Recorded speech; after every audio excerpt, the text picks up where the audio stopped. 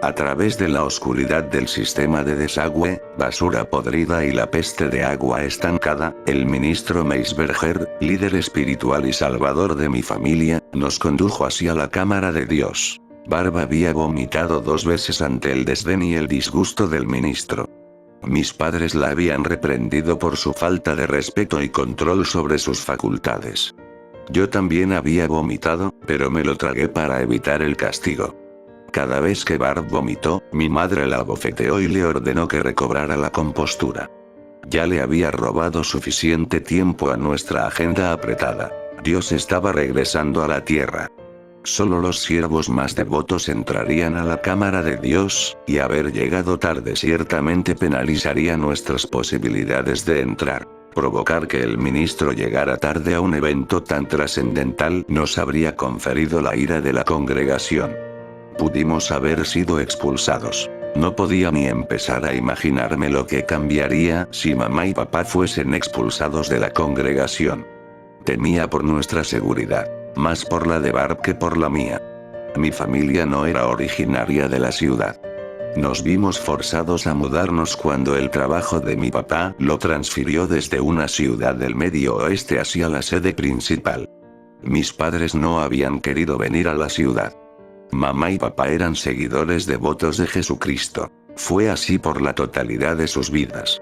Sus círculos sociales y bienestar espiritual giraban en torno a su iglesia. Haber sido arrancados de esto y arrojados a un ambiente completamente nuevo fue una sentencia de muerte para ellos. Al no tener ninguna otra alternativa, rentaron un apartamento pequeño en la ciudad y no hicieron ningún esfuerzo por decorar o por hacer que ese lugar se sintiera como un hogar.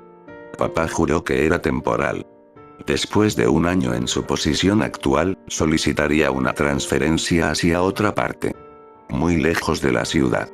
Más cerca de gente con creencias afines. Para ellos, las ciudades eran refugios para los impíos y paganos de pensamiento liberal. Aquellos que estaban a favor de la fornicación desenfrenada de la juventud al proveer anticonceptivos y condones.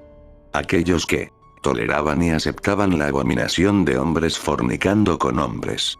Mujeres con mujeres. Aquellos que aceptaban estilos de vida diabólicos de libertinaje. Inmigrantes ilegales. Traficando drogas y buscando violar y saquear. Prostitución. Los creadores de pornografía. Sodoma moderna. Gomorra. Cualquier cosa que se te ocurriera, las ciudades suplirían esos pecados con creces. Mis padres eran fanáticos de mente cerrada, y yo los odiaba por pensar así. Y lo que es más importante, no querían que Barb y yo cayéramos en la tentación que estos lugares proporcionaban. Asumieron la misión de encontrar el lugar de culto más tradicional, rígido y conservador que la ciudad pudiera ofrecer. Saltando de iglesia en iglesia, no fueron capaces de encontrar este lugar hasta que el ministro Meisberger se les acercó por los escalones de la iglesia a la que habían estado asistiendo. El ministro los invitó a una reunión especial en el centro comunitario, prometiendo acercarlos a Dios más de lo que nadie en la tierra podría. Asistieron a muchas reuniones con el ministro y se unieron a la iglesia de Meisberger con un entusiasmo religioso renovado. La palabra de Meisberger se convirtió en ley en nuestro hogar y en nuestras vidas. Hubo cambios mayores en nuestra familia. Toda vestimenta de color fue removida de nuestro hogar. Solo se permitía ropa negra. La ropa de color era el uniforme de los inmundos. Destacar era un pecado. El negro era un reflejo de la oscuridad en el alma del hombre. Nuestros televisores, computadoras y aparatos electrónicos fueron vendidos.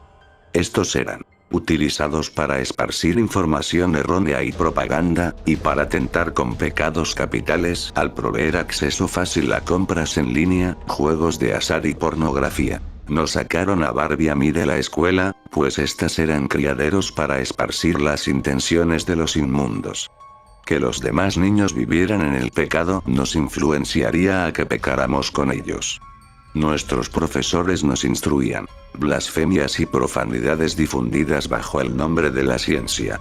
Ahora, nuestra educación estaba en las manos de nuestros padres, quienes nos educaban a partir de un plan de estudios aprobado y creado por Meisberger a partir de sus enseñanzas religiosas. Como se pueden imaginar, Barb y yo no estábamos muy emocionados por los cambios severos en nuestras vidas. Me rehusé a entregar mi televisor y Xbox, mi tableta y computadora. Se me arrebató todo lo que poseía que me brindaba felicidad, entretenimiento o interacción social. La única forma de entretenimiento que se nos permitió fue una copia de la Biblia de Meisberger. Si no le dábamos uso, a nuestros padres se les había encomendado facilitar sermones sobre ella. Mi padre respondió a mi protesta por la pérdida de mis cosas con una cachetada firme a lo largo de mi rostro, un hombre que nunca en su vida me había levantado la mano. No me dolió tanto como me sorprendió y me avergonzó. No solo ardía en un nivel físico, lastimó mi alma.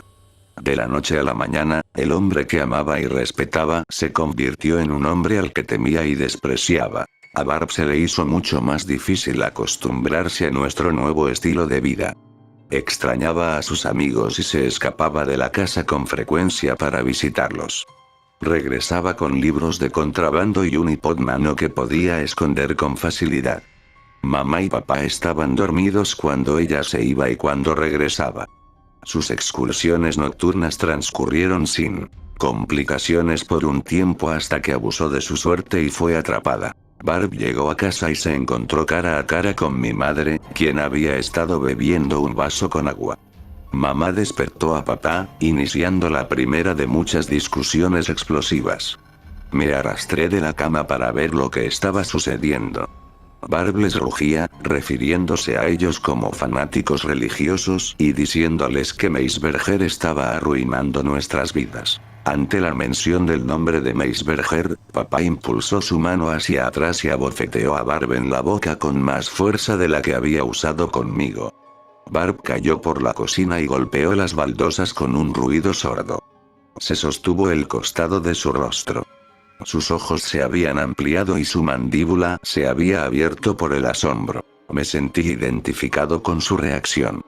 Sin otra palabra, Barb se precipitó hacia su habitación y cerró la puerta de golpe. Sus objetos blasfemos fueron descubiertos cuando mamá revisó su alcoba una vez que se había escapado. No regresó a casa por días y mis padres estaban furiosos con ella. El día que volvió, evidentemente estaba bajo la influencia del alcohol e hizo una rabieta contra el maltrato de nuestros padres. Esta vez, fue mamá quien repartió el castigo. Hizo llover golpes sobre su cabeza, tanto con palmas abiertas como puños. Barb se ovilló conforme los golpes llegaban. Los amenazó con ir a la policía. Fue aquí cuando mi padre verdaderamente perdió la cabeza. El invitar a una autoridad opuesta a la congregación al hogar y negocio de un hombre era un pecado grave. El hombre era el líder del hogar y al único a quien se le permitía interactuar con el mundo exterior. Dios creó al hombre para gobernar el hogar y dirigir a la familia. El hombre era fuerte, resiliente y un autoritario. El cometido de la mujer era el de dar a luz a tantos hijos del hombre como fuera posible, criar a esos hijos y encargarse del hogar. Mamá reaccionó a la amenaza de Barb hiriéndola verdaderamente. Mamá la pateó. Barb, por reflejo, se abalanzó y empujó a nuestra madre a la pared. Luego hizo un intento por escapar. Papá la atrapó antes de que pudiera llegar a las escaleras. Barb chilló y gritó pidiendo ayuda. Algunos vecinos salieron de sus apartamentos para ver lo que estaba sucediendo. Eran latinos o algún otro tipo de extranjeros. Papá les dijo que Barb estaba tratando de escapar, y esa fue excusa suficiente para que lo olvidaran. Era una riña familiar. No era nada nuevo en una ciudad grande. Una persona gritando y portándose como una demente era habitual para la zona. Papá regresó a Barb al apartamento arrastrándola del cabello. La tiró por la puerta de su habitación y la cerró detrás de sí. Me llamó para que le trajera su caja de herramientas y yo obedecí al no querer sufrir la ira de mi padre. Papá instaló un candado en la puerta y dejó a Barb atrapada dentro. Era una prisionera en su habitación. Mamá le daba una cubeta para que pasara su excremento y orina. Era alimentada 2 veces al día y se le daba un bote con agua para su sustento. Cuando comenzó a gritar, papá se puso firme. Me agarró un brazo, me llevó a la habitación de Barbie y le dijo que, si no se calmaba, sus castigos ahora serían infligidos en mí. Para demostrar su punto, papá torció mi brazo hasta que le estaba rogando que me liberara. La respuesta de Barb fue nada menos que un desastre. Jódete. Vociferó entre dientes y arrojó un plato de comida en el rostro de mi padre. Le pegó en la boca. El plato cayó al suelo, quebrándose y esparciendo comida por todas partes. Solo capté un vistazo del rostro de mi padre y corrí en busca de refugio. Se lanzó hacia la puerta de la habitación y la cerró de golpe, haciendo temblar el apartamento. Pero no ahogó el sonido de sus bofetadas y puñetazos golpeando carne. Mientras más fuerte gritaba Barb, más fuerte era la golpiza que recibió hasta que guardó silencio. Mamá entró a la habitación y escoltó a papá hacia afuera. Había sangre en sus nudillos y en su rostro. Barb estaba desplegada en su cama. Su nariz estaba sangrando. Su rostro estaba rojo e inflado. Sus labios estaban partidos y ensangrentados. Lloraba, sollozando en silencio. Después se estabilizó todo. Barb, temiendo que se impartirían castigos sobre nosotros dos, decidió acatar sus quehaceres, las lecciones espirituales de mamá y las oraciones. Se remolcaba a sí misma por todo ello, inexpresiva, muerta por dentro, resignada ante su destino. Se confinaba a su habitación, optando por el aislamiento. Yo hice lo mismo. Ahora nuestro hogar estaba en silencio todo el tiempo. Mientras papá trabajaba, mamá se enfocaba en sus estudios religiosos y en impartir nuestras lecciones. Fue la experiencia más miserable de mi vida y tenía demasiado miedo como para defendernos a Barbie y a mí. La ira y furia de papá no era algo que quisiera vivir. 2 semanas después del incidente, mis padres nos dijeron que nos mudaríamos para unirnos al resto de la congregación. Barb trató de ocultar su reacción ante el anuncio. Las lágrimas y su mirada derrotada no pudieron disimular sus sentimientos.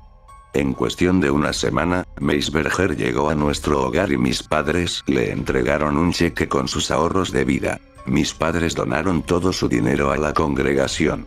Meisberger estrechó la mano de papá y le asintió su aprobación a mi madre. El contacto entre hombre y mujer no estaba permitido. Les agradeció por su diezmo y prometió que las donaciones de nuestra familia nos reservarían un lugar en los cuarteles de residencia de la congregación y un asiento al lado derecho del comedor de Dios en el gran reino de los cielos para el festín de 1000 almas.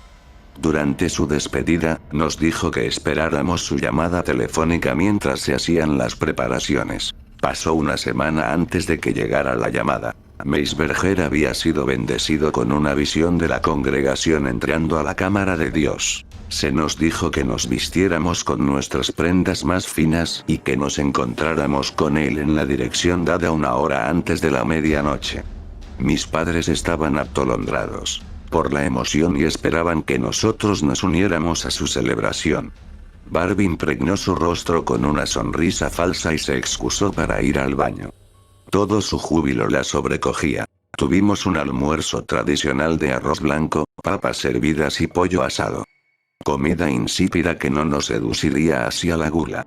Antes de que el almuerzo terminase, papá le entregó a Barb una pastilla y demandó que se la tragara. Dijo que el ministro lo había ordenado. No pudo esconder sus manos y labios temblorosos. Lágrimas ágiles y espesas se derramaban por los costados de sus mejillas. Negó con la cabeza y le rogó a nuestro padre que tuviera piedad. Él le contestó con una mirada. La aterrorizó y la sometió simultáneamente. Barb se tragó la pastilla. Mamá la obligó a abrir su boca para demostrar que se la había tragado. 1 hora más tarde, Barb estaba fuera de sí. Arrastraba las palabras y tenía problemas para comprender lo que estaba sucediendo. Mamá le dijo que era normal y que no se preocupara.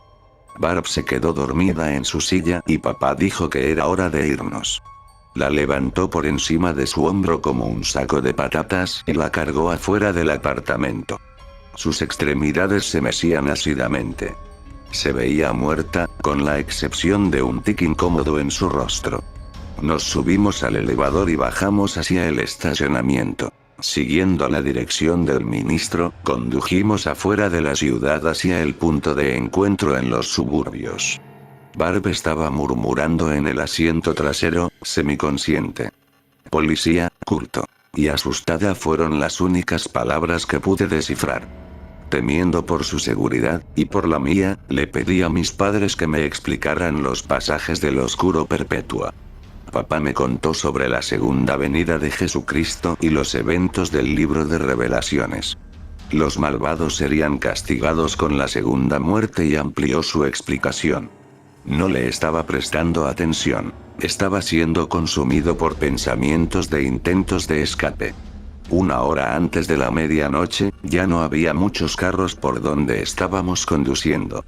En la ciudad, había habido oportunidades de escape en los semáforos con las personas justo afuera de las puertas del auto. No me atrevía a abandonar a Barb. Aún no había recuperado su raciocinio. Al llegar a nuestro destino, nos estacionamos en un sitio de parqueo que solía ser un supermercado. El edificio ruinoso se erigía al otro lado de la calle.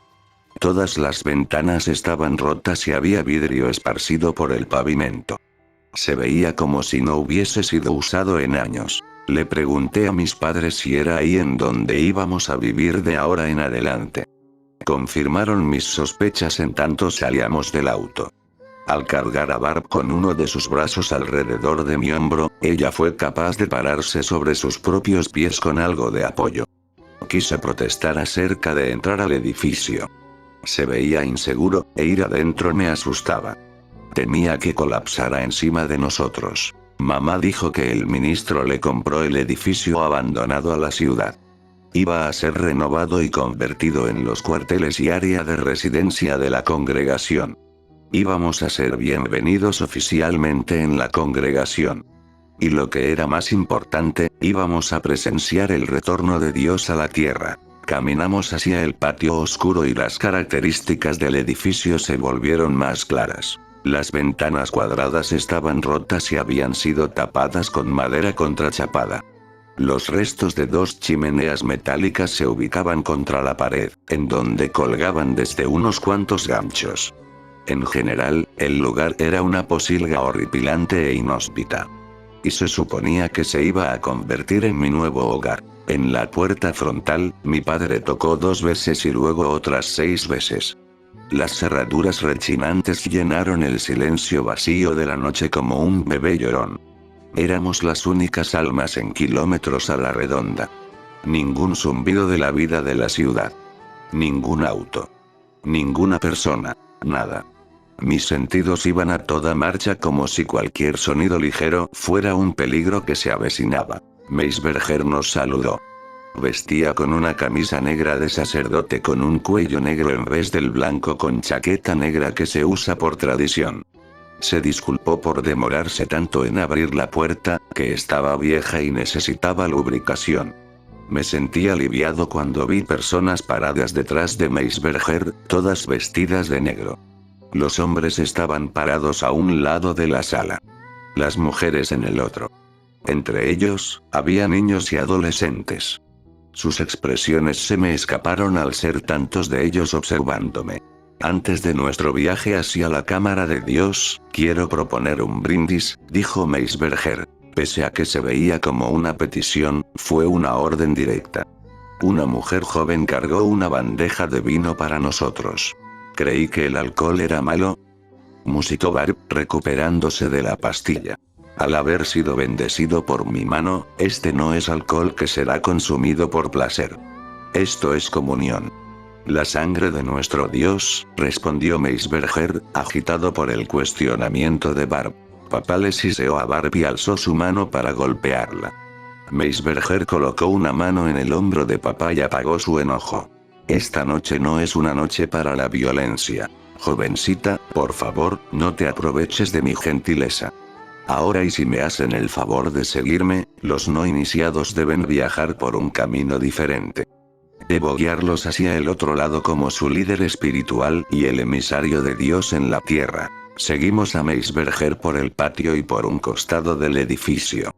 Llegamos a una hilera de árboles y entramos al bosque hasta que alcanzamos nuestro destino, la abertura de una cloaca. Fue así como terminamos en las alcantarillas, encaminados hacia la cámara de Dios.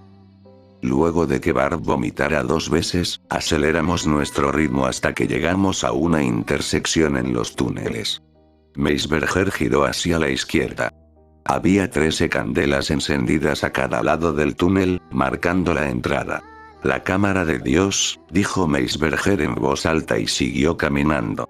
Las 26 flamas representan a los inquilinos de nuestra fe. Estas son las luces guías para un mundo salvaje de oscuridad y depravación. Siempre y cuando la calidez de su luz los toque, sus almas permanecerán puras y merecedoras de la atención y del amor de Dios. Alabado sea Dios. Exclamaron mis padres al unísono. Barb apretó mi mano con fuerza. La luz de Dios los está tocando, declaró Meisberger. Barb se rió por lo bajo hasta que se le escapó una risotada. Escucharlo fue alarmante. Se sintió foráneo. No tenía sentido, especialmente no en ese momento. Dios no es real.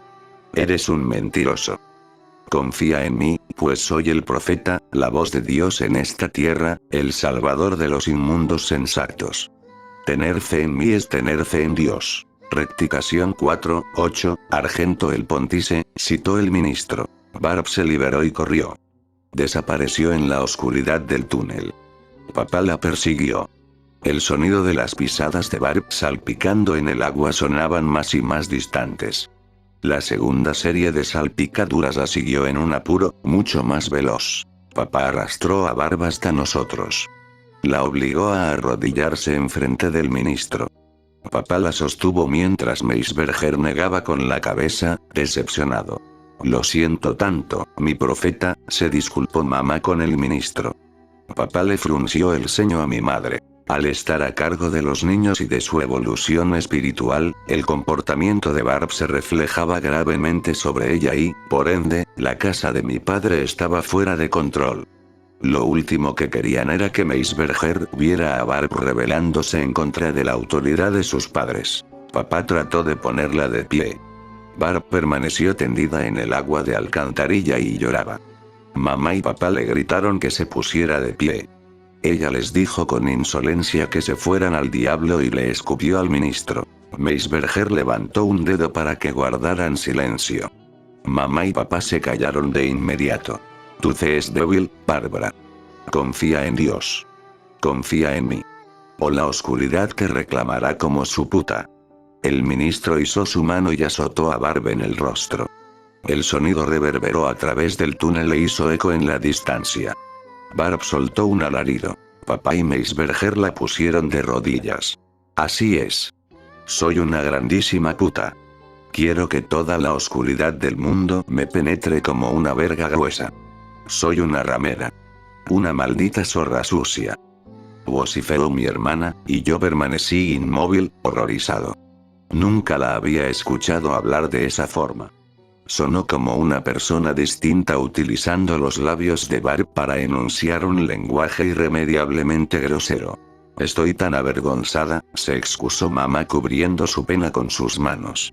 No te preocupes, linda. Salvaremos el alma de tu hija, sea que ella lo quiera o no. Meisberger se dirigió a la puerta y le dio unos cuantos golpes. 2 veces y luego otros 6. La puerta se abrió y una luz bañó al túnel. Me hirió la mirada. Necesito 4 hombres, llamó Meisberger. 4 hombres llegaron a la cloaca y vieron a Barb en el estiércol. Sin decir nada, se dirigieron hacia ella y la levantaron del suelo a pesar de sus protestas. Ella pataleó, blandió sus brazos y se retorció. Gritó por auxilio y yo no pude hacer nada. ¿Qué podría hacer en contra de 4 hombres, mis padres y el ministro? Sus ojos me perforaron, retándome a que intentara ayudar a mi hermana. Como el cobarde que era, distancié mi mirada de lo que estaba sucediendo y permití que continuara. Los 4 hombres arrastraron a mi hermana a la cámara de Dios. El ministro y mis padres los siguieron. Me dejaron a solas en el túnel. La única persona restante cuya lealtad y fe quedaba en duda. Era una prueba. Tenía que serlo. Querían ver si iba a escapar. Sabían que no lo haría. Amaba a mi hermana demasiado como para que la dejara sufrir sus insultos y castigos por sí sola. Al entrar a la cámara de Dios, el hedor de la porquería de alcantarilla fue sustituido con el olor de madera candente e incienso. La calidez me envolvió, lanzando escalofríos por todo mi cuerpo. Se sentía celestial. Había chimeneas ardiendo a lo largo de la cámara. Los adoradores esperaban a los costados de los fuegos con sus Biblias en mano, rezando. Bienvenidos a la cámara de Dios, anunció Meisberger desde el centro de la habitación. Y una muy especial bienvenida a nuestros últimos invitados, la familia Dayton. La congregación respondió con murmullos de bienvenida. Estamos aquí reunidos en la presencia de Dios, del profeta y de los inmundos sensatos para bautizar a la familia Dayton en nuestra iglesia. Déjenme ir, rogó Barb. El ministro se giró hacia uno de los hombres que habían arrastrado a Barb y le asintió. El hombre le pegó en la boca. Ella gritó y se quedó callada una vez más. Mamá y papá se pararon de frente y al centro, en el podio de Meisberger. Accediendo a su petición, me uní a mis padres. Mamá acogió una de mis manos en la suya y la apretó. Yo no quería sostener su mano.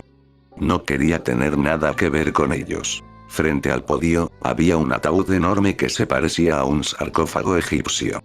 Sus lados habían sido esculpidos decorativamente con dos ángeles que sostenían al mundo en sus hombros. La parte superior había sido esculpida en la forma de un hombre con sus brazos cruzados. Un aura emanaba de sus rasgos. Drew Dayton, Linda Dayton, Barbara Dayton y Raymond Dayton, den un paso al frente y acepten la gloria, el poder y la iluminación de Dios. Papá dio un paso al frente y cayó de rodillas. Mamá lo siguió y me jaló al piso con ella. Barb fue arrastrada a mi lado y la obligaron a agacharse. Mi corazón se partió por ella. Meisberger se bajó de su podio y fue primero a donde mi padre. Drew Dayton, te entregas a ti mismo y a tu familia al profeta y a Dios hasta el día de tu muerte y lo que sobrevenga. Yo, Drew Dayton, me entrego a mí mismo y a mi familia al profeta y a Dios hasta el día de mi muerte y lo que sobrevenga. Uno de los adoradores le dio al ministro una botella de vino. Él la descorchó y vertió vino sobre la cabeza de mi padre. ¿Aceptarás el lazo de sangre entre el hombre y Dios? Soy uno con Dios, replicó mi padre. El ministro asomó la botella en la boca de mi padre, y este bebió. Meisberger se movió hacia mi madre y realizó el mismo ritual, y luego seguía yo. Raymond Dayton, ¿te entregas al profeta y a Dios hasta el día de tu muerte y lo que sobrevenga? Al no disponer de ninguna otra salida, contesté. Yo, Raymond Dayton, me entrego a mí mismo al profeta y a Dios hasta el día de mi muerte y lo que sobrevenga. Meisberger vertió vino sobre mi cabeza. Me dio escalofríos a pesar de su calidez. Levantó mi cabeza y vertió vino en mi boca. Tenía un sabor agrio y podrido junto con algo de sabor metálico sutil. Luego, Meisberger se acercó y me tomó de la mano. Me puso de pie y sostuvo mi mano en la de él. Ahora la sangre del profeta y de Dios corre a través de tus venas. Gritó, alzando mi mano en el aire. La congregación aplaudió y vitoreó furiosamente. Mamá y papá se veían complácidos con ellos mismos. Yo odiaba a todos los que me rodeaban. Barb se veía como si estuviera a punto de tener náuseas de nuevo. Meisberger la notó y su expresión cambió. Sus ojos se tornaron fríos, contrastando con la afectuosidad que había mostrado hace solo un momento. Levantó su puño en el aire y la cámara se enmudeció. Todos los ojos retornaron a él una vez más. Bárbara, llamó el ministro llenando la cámara con el estruendo de su voz. Es momento de que elijas. ¿Te quieres unir a tu familia? ¿Quieres caminar en la luz cálida de Dios? Por el bien de tu alma eterna, realmente espero que reconsideres tu postura. En ese momento, Barb alejó su mirada del ministro y se giró hacia mí. No me lo preguntó en voz alta. No hubo necesidad. Sus ojos lo dijeron todo. Me rogó por una respuesta. Todos los ojos se postraron en mí, y me di cuenta de que no tenía ninguna otra elección. Me dirigí hacia mi hermana, coloqué una mano en su hombro y le dije que se uniera a nuestra familia. Se echó a llorar y murmuró algo entre los sollozos que no logré entender. Meisberger dio un paso al frente y colocó sus dedos bajo su mentón, levantando sus ojos para que se encontraran con su mirada.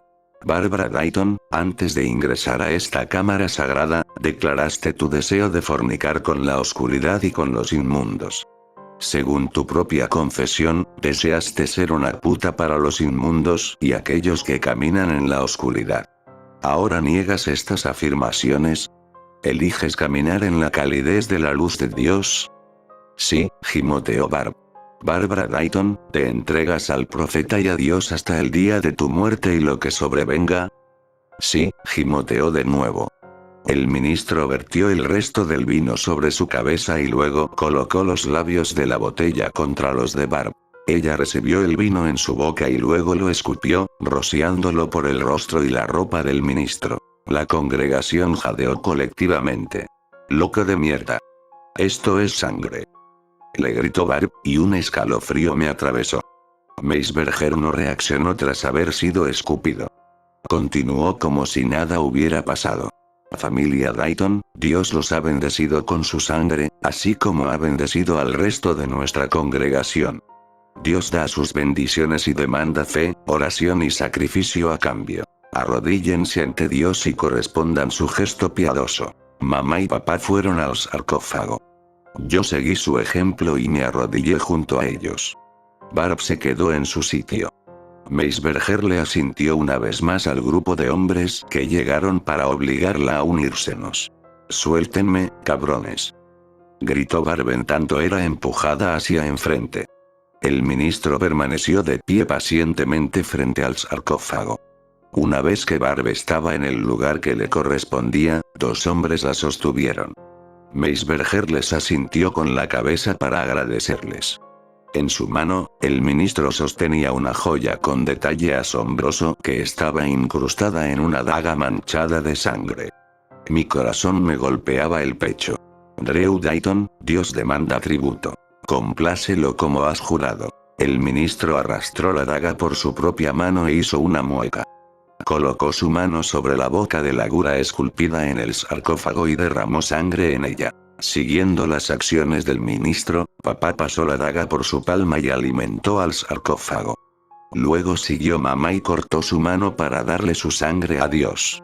Cuando mamá me pasó la daga, sentí como si fuera a perder mi coraje. No sabía si podría seguirle el juego a la fachada de esos fanáticos religiosos. Mis manos temblaron ante el panorama de la sangre en la daga. El mango estaba resbaloso. Raymond, ríndele tributo a Dios, me urgió el ministro. Su rostro serio y de lagarto observó mi mano con atención. Al tener un arma, me di cuenta de que tenía la oportunidad para acabar con esa farsa y demostrarle a la congregación que este no era ningún profeta o emisario de Dios. Pero luego sería asesinado, o peor. Me pregunté si valdría la pena, y llegué a la conclusión de que no. Meisberger podría sobrevivir y todo habría sido para nada. Barb seguiría sufriendo. Todo sería en vano. Tragué grueso, apreté mi mandíbula y me corté la palma. Me acerqué a la tumba ceremonial y coloqué mi mano sobre la boca al igual que habían hecho mamá y papá. La sangre cayó adentro. Meisberger llegó y presioné mi mano para cubrir la porción de la boca. Algo dentro del sarcófago me tocó. Grité, queriendo alejar la mano. Meisberger la mantuvo en su sitio. Fuera lo que fuera eso que yacía adentro, lamió la sangre desde la herida con una lengua fría y resbalosa. Recorrió la totalidad de mi palma, ingiriendo la sangre con un sorbo grotesco. Fueron los segundos más largos de mi vida. Meisberger liberó mi mano y señaló a mi familia para que regresara con ellos. Dios obra de maneras misteriosas. Maneras que los inmundos nunca entenderán. Nosotros, los fieles, adoramos a un Dios poderoso. A un Dios verdadero. A un Dios de acción y amor que no permite el sufrimiento de su rebaño. Coloca tu fe en Dios, pues todo es posible a través de Él y solo a través de Él. El ministro levantó su mano ante la congregación y les mostró su palma. La herida se había esfumado. Vi mi propia mano y descubrí lo increíble. Mi herida también se había esfumado. La congregación jadeó una vez más en señal de gozo. Me volteé hacia Barb y vi que su asombro igualaba el mío. Barbara Dayton. Nuestro Dios te ha escogido para la salvación. Tú rechazas su selección. Rechazas la autoridad de tu padre. La crianza de tu madre. Cometiste blasfemia en la presencia de Dios y del profeta, y te resistes a nuestros esfuerzos de llevarte a la luz y la calidez de la gloria eterna de Dios. El asombro en el rostro de Barb se había desvanecido. En su lugar, se arraigó el miedo. Temblaba y trató de ponerse en pie. Los hombres continuaron sujetándola. Ella se retorció y recibió otra manotada en el mentón por su oposición. Quizá es por esto que Dios te prefiere más que a la mayoría de nosotros. Tú necesitas el amor de Dios más que cualquiera.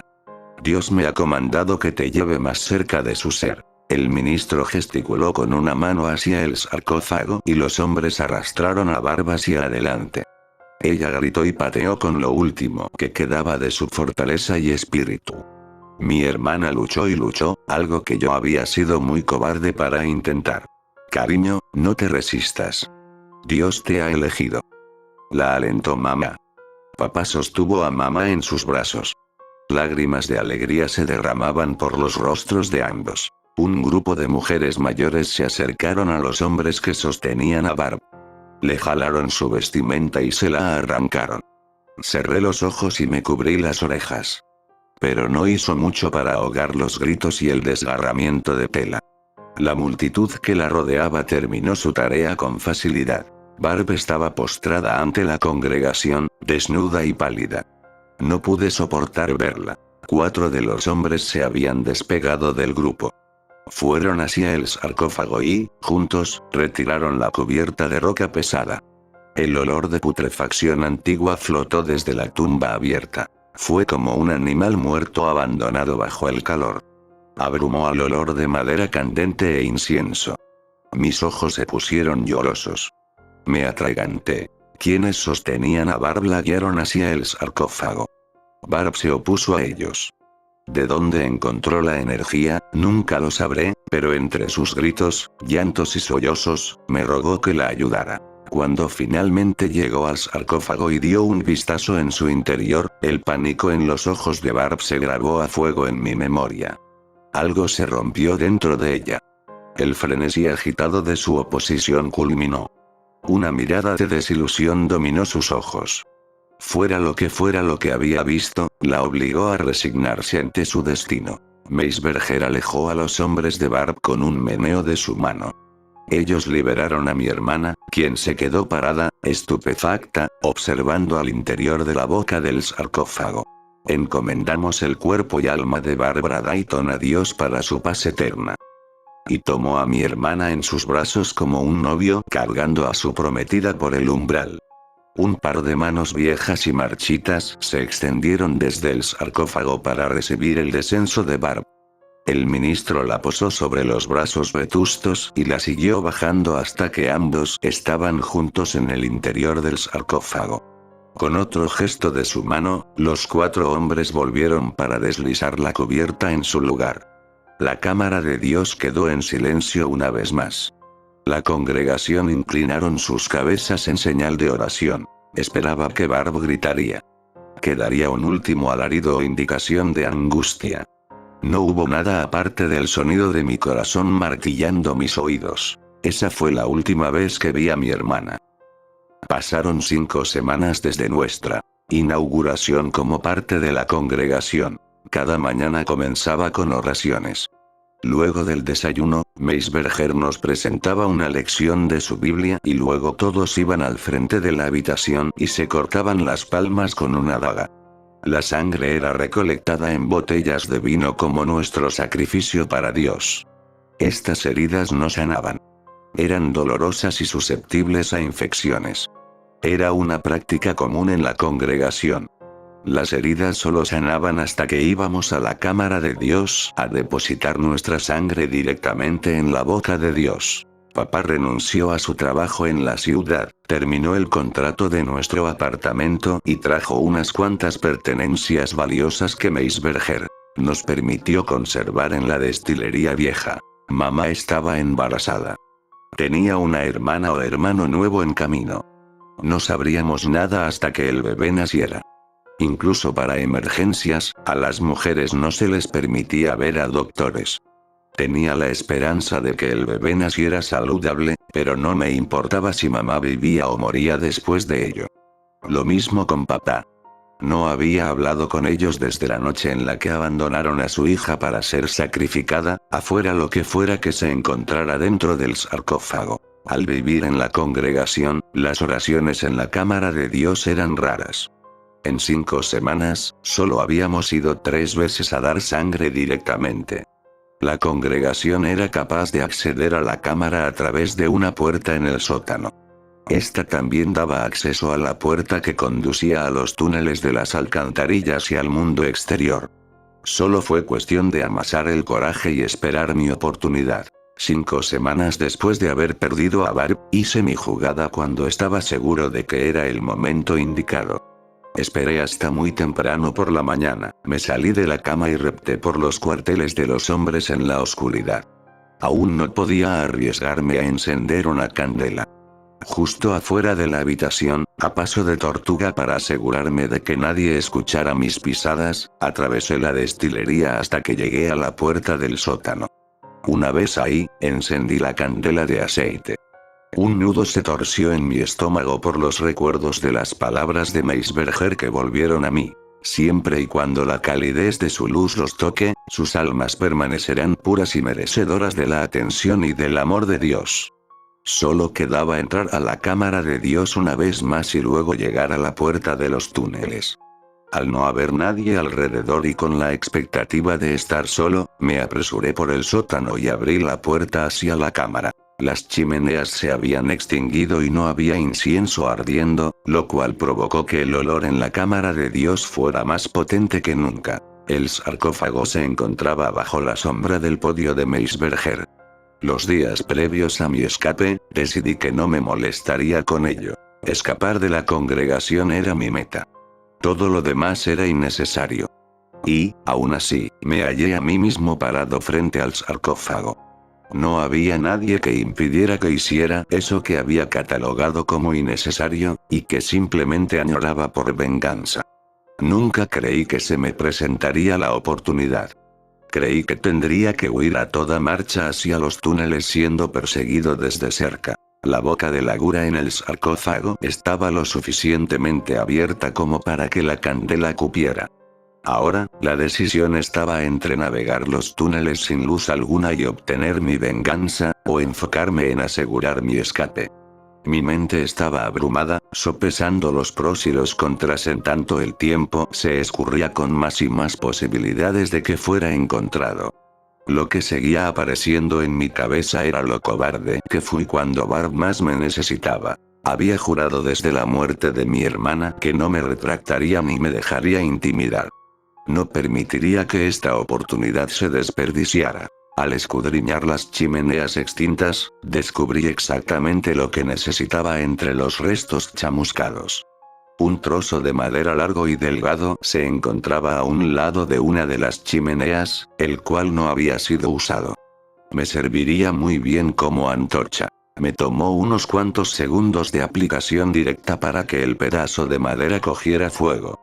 Fui al sarcófago y coloqué la candela ardiente sobre la boca en donde una cantidad inimaginable de sangre había sido dada como alimento para lo que vivía adentro. Cuando estaba a punto de soltarla, una voz gritó desde el interior. Era la de Barb. Por favor, Ray, no lo hagas. Sigo viva. No pude creer lo que escuché ante el sonido de la voz. La esperanza llenó mi corazón solo por un instante, antes de que me cayera en cuenta que realmente no podía creer lo que escuché. Fuera lo que fuera eso que descansaba en el interior del sarcófago, poseía poder. Me lo demostró cuando tomó a Barb. No me importaba si se trataba de un dios, del único dios o de algo completamente distinto. Me arrebató a mi hermana y trató de usar mi recuerdo de ella para escudarse de su condena inminente. Adiós, Barb, dije y dejé caer la candela de aceite en la boca. El sarcófago estalló en llamas. La criatura aulló en agonía. Aún puedo escucharla en mi mente, pues su sufrimiento me da placer. No me pude quedar para disfrutarlo. Corrí a la puerta del túnel y luego por las alcantarillas. Navegarlas fue confuso. Cada giro conducía a otro callejón sin salida. La antorcha ya casi se consumía. Su calor era incómodo y me quemaba los dedos. Se acabó poco después de que encontrara el camino hacia la salida. Corrí bajo la luz de la mañana. Sin saber en dónde estaba o hacia dónde iba, me adentré en el bosque con la esperanza de que los árboles cubrieran mi escape. No había escuchado a nadie llegar a los túneles y no había visto a nadie afuera tampoco. Estaba solo. El bosque no era tan denso o amplio como había imaginado. Llegué a una carretera transitada después de unos minutos. Había multitud de carros. Había tiendas abiertas. Personas saliendo de sus apartamentos. Vestían con otros colores aparte del negro. Se sentía irreal. Pensé que estaba soñando. Con un vigor renovado, me apresuré por la calle hacia un Dunkin' Donuts. El aroma intenso de café recién preparado hizo que mis ojos rodaran al reverso de mi cabeza. Corrí a un lado de las personas que estaban esperando en caja registradora y pedí que me dejaran usar el teléfono para llamar a la policía. La policía llegó al Dunkin' Donuts y me llevaron a la estación. Les conté todo sobre el ministro Meisberger, mis padres y el área de residencia de la congregación a solo unos bloques de distancia. Horas más tarde, la policía le cayó como enjambre a la destilería y descubrieron que la congregación había huido. Los oficiales en la escena dijeron que el edificio olía a humo y carne chamuscada. No había nadie adentro. Se veía como si todos habían dejado lo que estaban haciendo y se fueron corriendo. Lanzaron una orden de búsqueda para un grupo de personas vestidas de negro y viajando con niños. Pero se volvió innecesaria cuando la policía descubrió que el sistema de tuberías debajo de la destilería se conectaba y ramificaba a muchos otros lugares. Tomaría algo de tiempo el enviar a oficiales para que revisaran cada ubicación. Ya era demasiado tarde. La congregación había eludido ser capturada. Los restos del sarcófago quemado confundieron a todos. Cuando se me pidió que lo explicara, les dije que la congregación creía en un Dios que había estado ahí dentro. Que fui obligado a adorarlo y darle sangre. En tanto la búsqueda de Meisberger y de la congregación era efectuada, se me mandó a protección de testigos. Estuvo bien por mí. No tenía a dónde ir. No tenía padres, ni hermanos, ni ninguna vida la cual retomar. La congregación me había arrebatado todo, excepto la oportunidad de comenzar de nuevo. Casi han pasado 8 años desde aquellos eventos y me he mudado a California. A miles de kilómetros de distancia de cualquier persona que he conocido. Comencé una nueva vida aquí. Terminé la escuela secundaria, me gradué de la universidad y ahora estoy sacando una maestría en psicología. Actualmente, soy voluntario en una organización sin fines de lucro que ayuda a niños y adultos que han sobrevivido a abuso ritualista, manipulación mental y tortura física por parte de las personas en quienes más confiaban. Este tipo de trauma se queda contigo por el resto de tu vida, pero te ayuda a conectarte con otros que lo sufrieron. En mi caso, mi sueño es ver a Meisberger y a todos en la congregación siendo capturados, sentenciados en corte y enviados a prisión. El conocimiento de que sus actividades sean expuestas para el mundo bastaría para mí. El saber que no podrían herir a nadie más le traería paz a mi alma, y una sensación de cierre que me permitiría superar la terrible experiencia.